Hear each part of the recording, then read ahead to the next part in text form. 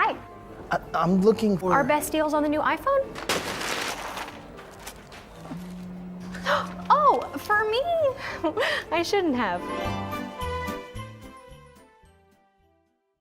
Cheap Minecraft hacks. Stop using obsidian, waterlogged leaves get the same job done for a lot less. With a chest boat, you can replace this many hoppers and turn it into this, which even requires less chests. You don't need to waste time building a shelter to stay safe. Just place your bed underwater, and you can sleep down there and the mobs can't reach you. If you place a carpet in front of a doorway, no mobs can get through it or out of it. If you dig a 4-block hole down, you can kill the Ravager above you using only stone tools or less. And hey, we're painfully close to 6 million subscribers. So smack the button below for even more.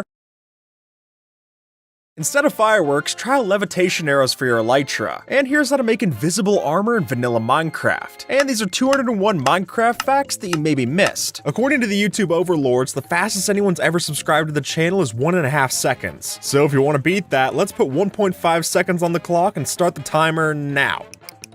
And hey, even if you subscribed after the buzzer, it means a ton, and enjoy the video. Do not underestimate tipped arrows, because silly as it may seem, we only need to shoot ourselves with one of these to go sky high. As this user shows off, if we were to give ourselves the slow falling potion effect and then use a riptide trident, then we'll be able to keep that same speed going right up in a 45-degree angle. And from there, forget about using rockets for your elytra, we're already well into takeoff. And as pointed out in this comment, the reason that we use arrows in the first place is that the 11-second duration of the effect makes sure that it's only going to be active on the way up, because otherwise we'd just be kind of slow falling through the air with our elytra, which is a little disappointing when you get that much speed on the way up. Here's how to make your dripstone even deadlier. Use a fishing rod. Silly as that might sound, as this user shows us, it's entirely possible. If you find yourself in a situation like this, place the dripstone underneath the block, and then when you break its support block, you can catch onto the dripstone as an entity with your bobber, and use that to throw towards your enemies. So while getting the spacing might still be pretty tough to do this, when you pull it off and kill your friend, it really is something special. And this might be the only dripstone kill that's able to top the one that Green got on Double Life. Here's how to moonwalk in Minecraft. All we need is an elytra. First off, we're gonna fly down to the ocean, and then hold up the spacebar so that we push ourselves back up to the top of the water. And then from there, we can just start walking backwards, which is a fun sight for sure, but remember, this will use up some of your elytra durability, proving that even the best dance moves have their expiration date at some point. Even though you can't see it, I'm wearing a full set of armor right now, and the way that's possible is that we're able to change our attributes through this command. So sure enough, we can give ourselves a full suit of netherite armor that no one's able to see, which would be a fun prank to pull on your friends during a PvP competition. After all, it looks like you should be easy to kill, but the truth is not as simple as that. And that isn't even the only attribute that we can change. We can also make it so that we attack a lot stronger too, letting us get God mode without your friends being none the wiser. This goat looks like it's in trouble, but don't worry, since the truth is that goats are fully capable of doing parkour, and all of a sudden this lava pit doesn't feel as inhumane. And the reason for this is because that little bit of hesitation that it does before a jump is actually the goat calculating where it has the best arc to. And you can see all those calculations visualized in this post here. It's pretty cool.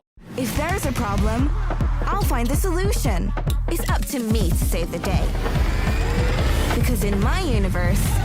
Which goes to show that even if you're the best at parkour, you'll never be the GOAT. Never take fall damage again using this one trick. Since if we were to follow in the footsteps of this example, you'll notice that if you hit the crouch button right before you hit the ground, then there's a glitch in 1.19.2 that'll negate all fall damage that you would have taken. Now, timing this might be a little difficult, but if you're able to pull it off, it's quite the clutch to have in your arsenal. But one last note from the person who discovered this, you have to be jumping or falling from more than 35 blocks up in the air to get this to work. So don't say I didn't warn you if you fall from 34 and take all the damage. How many iron golems does it take to beat a warden? Well, if we set up our arena like so, we'll be able to find out that even though it's a close battle, the number is 8 iron golems to defeat 1 warden. Though by the end of it, we'll only have 1 iron golem left, so that's a pretty expensive way to get rid of the warden. But if you have the ingots necessary to build up 32 iron blocks worth of iron golems, I guess that's one way to make your ancient city safer. This anvil will never hurt me, because even though you do take a lot of damage from a fallen anvil, if an anvil were to pass you by, you don't take any damage, which gives for the ridiculous sight that you see in this example. Here we are in survival mode, and no damage is taken from the anvil, which I guess makes sense. It's still treated like a falling sand entity when it's moving this way, but something about seeing 31 ingots of iron just passes by unscathed, I think it's a sight worth trying for yourself. Although chests aren't currently a full block, in the old versions, they sure behave like them. And that'd be why we were able to place things like torches, rails, and even ladders on top of our chests. And while I understand why some of this got patched out, it is unfortunate that we can't run our redstone machinery over top of these. That that might have made for some cool compact designs. And while you can pull these off nowadays by using update suppression, let's be honest, that just isn't the same. If we were to apply a name tag to this mob and then kill the bigger slime, did you know that even all the small slimes that come from it will still keep their name tags? Which surely means that just from one size 8 slime, we can get a whole bunch of duplicates running around. Which is good to know that if you feel bad killing one Lola, at least there's gonna be a lot more to take her place. Lily pads don't just have to be placed on water sources. They also work on waterlogged blocks, meaning that with this setup, we can place our lily pads directly onto our drip leaves, which offers a nice decoration to add to your next pond. And it also gives us a way to stand on top of the drip leaf without it falling down, both of which are nice to see. If you take a close look at your netherite tools, you'll notice that they're different from your regular tools in more ways than one, since that netherite ingot that we added in the smithing table also seems to have added into the handle on the sprite, giving us the only tools in the game that don't have a stick for their handle, which I think makes sense. It explains how we reinforce all of the tools' durability instead of just the top for the pickaxe. If you were to put a sapling right up next to build height and then bone meal it, it will grow, but exactly one log, meaning that even the rules of nature have to follow zoning permits. And honestly, I just think this is a really funny sight to see, and it makes me thankful that Skyblock is actually built at the bottom of the world and not up next to the build limit. Otherwise, that new tree would be a lot more disappointing. If you get a stray underwater, they'll no longer shoot you, which sounds cool, but you'll still want to stay away, since instead, they'll use melee attacks that'll inflict you with slowness. And honestly, that makes sense. Arrows do not go very far into water anyway, so I'd get why they want to put them aside and instead just attack you like this. It's a tale as old as the 1.3 update. When you enter a desert temple, you've got to disable that stone pressure plate, and failure to do so could easily be the end of your run. But even knowing that plan, mistakes can happen. So whether it was you, a friend, or maybe the rabbit that triggered the plate, the fact still stands that we need to fix this, and fast. And to do that, there's actually a simple solution. As you'll notice, by breaking the pressure pad and the block that it's on, we can fill that space with a water bucket to flood the explosion chamber. And from there, the TNT detonates, but it doesn't delete the blocks or cause us any harm up here, letting us still claim those treasure chests all the same. Elytras are a great asset to have, but having to beat the dragon before you get one could be something of a hassle. So if you found the end portal and want to jump to the good stuff, all you need is a piston to make it work. As Mysticat shows, pushing yourself with a piston underneath the portal is enough to teleport us to the relative coordinates in the end. So if you got a slow falling potion and a handful of ender pearls, we can quite literally find the end city loot before even attempting the dragon fight. When you think of space travel, you're probably picturing something like this, but it turns out a boat can work just as well. Let me explain. See, on Bedrock, if you were to put a boat on top of a pad of slime blocks, bounce on top of it a couple of times, and then get in, then we can ride that sucker sky high. And if you ask me, that's definitely the weirdest and the cheapest way to reach the stratosphere. So if you're tired of building the traditional elevator or ladder, then this will definitely offer some new leverage. If you've played